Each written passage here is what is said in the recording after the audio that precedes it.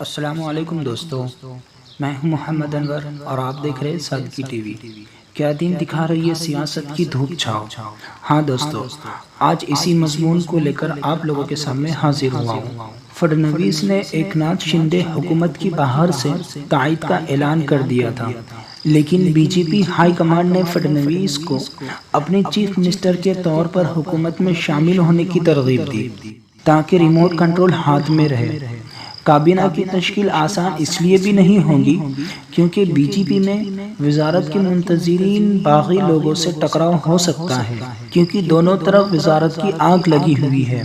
شندے کو chief minister بنا کر بی جے پی نے ایک تیر سے دو شکار کیے ہیں، ایک تو شیو سینا کے اصلی ہونے کا دعویٰ، تو دوسری طرف سڑکوں پر نکل آئے شیو سینیکوں کے غصے کو کم کرنا ہے اور یہ پیغام دینا ہے کہ چیف منسٹر کے عہدے پر شیو سینا فائز ہے۔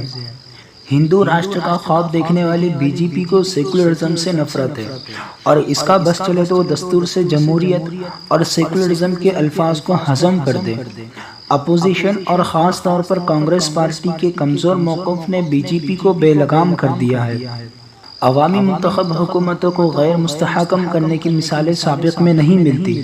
2014 میں نریندر مودی حکومت کے قیام کے بعد سے انحراف کے ذریعے اپوزیشن حکومتوں کے زوال کا آغاز ہو گیا۔ مہاراشٹر جیسی اہم ریاست کی مخلوط حکومتیں بی جے پی کو کٹک رہی تھیں، وہ اس لیے بھی کیونکہ ادھو ٹھاکرے نے ہندوتوا کو ترک کرتے ہوئے سیکولرزم کو اختیار کیا تھا۔ ایک وزیر کے ساتھ 40 سے زائد باغیوں کا جمع ہونا صرف چند دن کا کھیل نہیں، بلکہ کئی ماہ سے سازش کی منصوبہ بندی کی گئی، جس کے اسکرین رائٹر دیویندر فڈنویس تھے۔ کرناٹک اور مدھیہ پردیش کا گیم مہاراشٹر میں کھیلا گیا۔ بی جے پی کو بظاہر کامیابی ملی، لیکن شیو سینا کی وراثت تو ادھو ٹھاکرے سے چھیننا ممکن نہیں ہے۔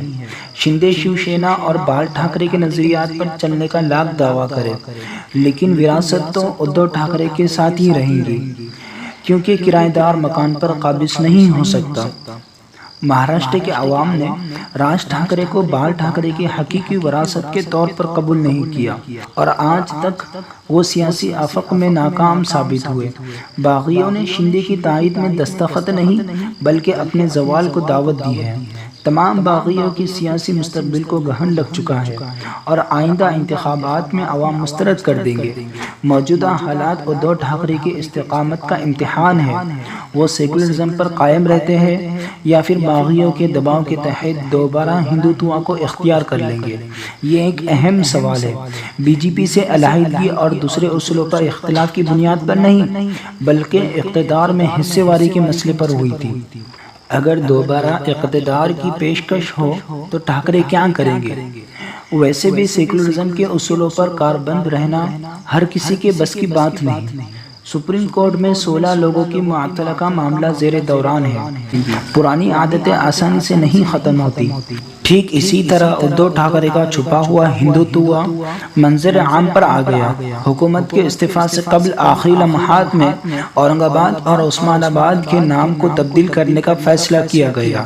ایسے وقت جب حکومت کو بچانا مشکل ہو چکا تھا، ادھو ٹھاکرے نے دونوں شہروں کا نام تبدیل کرتے ہوئے اپنی پرانی کرسی پر واپسی آنے کا اشارہ دیا ہے۔ اورنگ آباد کو سمبھاجی نگر اور عثمان آباد کو دھاراشیور کا نام دیا۔ سمبھاجی دراصل شیواجی کے بڑے فرزند تھے، جو کہ دھاراشیور اورنگزیب کے قریبی ساتھی ہے۔ شہنشاہ اورنگزیب اور سلطنت عثمانیہ کی آخری فرما روا نواب میر عثمان علی خاں کے ناموں پر شیو سینا کو طویل عرصے سے اعتراض تھا۔ افسوس بات یہ ہے کہ ناموں کی تبدیلی کے فیصلے میں کانگریس اور این سی پی شامل رہی۔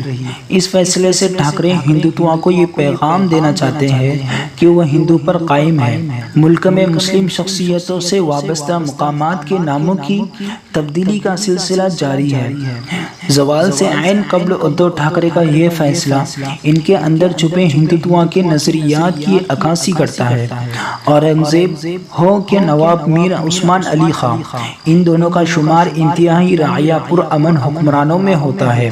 دونوں نے کئی مندروں کو جاگیرات سے نوازا اور ہیرے جواہرات کا تحفہ پیش کیا۔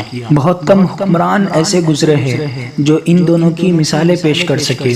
نام کی تبدیلی کے ساتھ اگر ان حکمرانوں کی جانب سے دی دی گئی جاگیرات اور جواہرات کو واپس کر دیا جائے تو ان کے وارثین کو فائدہ ہو سکتا ہے، جو ان دنوں کشمکشی کا شکار ہے۔ اورنگزیب نے حقیقی معنوں میں اکھنڈ بھارت پر حکمرانی کی تھی، جو طویل عرصے تک برقرار رہی۔ نام کی تبدیلی سے تاریخی حقائق کو بدلا نہیں جا سکتا۔ کانگریس اور این سی پی کو اپنا محاسبہ کرنا چاہیے کہ وہ کس کی تائید کر رہے ہیں۔ تینوں پارٹیوں کے درمیان جو معاہدہ طے پایا تھا، اس میں فرقہ وارانہ نوعیت کی مثال کو پس پشت ڈالنے کا فیصلہ کیا گیا تھا۔ ادھو ٹھاکرے نے اس معاہدے کی کھلی خلاف ورزی کی ہے۔ کرناٹک اور دہلی میں بھی مسلم حکمرانوں سے منسوب ناموں کو تبدیل کر دیا گیا۔ اگر بادشاہوں کے ناموں سے نفرت ہے تو ان کی جگہ مسلم مجاہدین آزادی کے نام رکھے جا سکتے ہیں، لیکن بی جے پی کو مسلم ناموں سے الرجی ہے۔ شاہ جہاں کا نام کسی مقام سے نکالنے سے تاج محل کے ساتھ ان کے نام کو جدا نہیں کیا جا سکتا۔ سیاست دانوں کو یہ بتانا پڑے گا کہ تاج محل شاہ جہاں نے تعمیر کیا تھا۔ ہندوستان میں جو کچھ بھی یادگاریں ہیں وہ مسلم حکمرانوں کی دین ہے۔ ناموں کی تبدیلی سے زیادہ ادھو ٹھاکرے کو اپنی پارٹی بچانے کی فکر کرنی چاہیے۔ امید ہے کہ آج کی اس ویڈیو سے حکمرانوں کا چھپا ہوا ہندوتوا آپ کے سمجھ میں آیا ہوگا۔ ویڈیو اچھی لگی تو اپنے دوستوں کے ساتھ میں ضرور شیئر کریں، اور اب میں ملتا ہوں نیکسٹ ویڈیو میں، تب تک کہ اپنا بہت سا خیال رکھیے۔ اللہ حافظ۔